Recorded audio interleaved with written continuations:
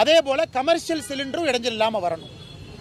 இன்னைக்கு நிச்சயமாக மிக வேகமாக இது இயல்பு நிலைக்கு திரும்பும் என்கின்ற நம்பிக்கை. 2014க்கும் 2026க்கும் கேஸ் பயன்பாடு என்பது பல மடங்கு உயர்ந்திருக்கிறது.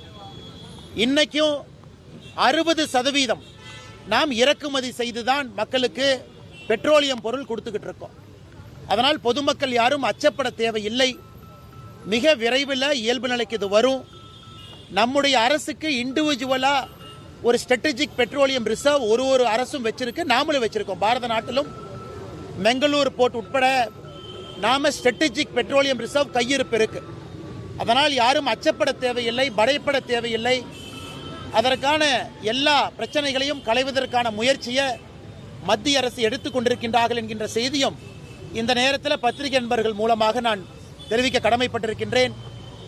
தேவையில்லாத பொதுவெளியில் அச்சத்தை, பயத்தை ஏற்படுத்த வேண்டாம் என்கின்ற அன்பான வேண்டுகோளையும் இந்த நேரத்தில் நாங்கள் தெரிவிக்க கடமைப்பட்டிருக்கின்றோம்.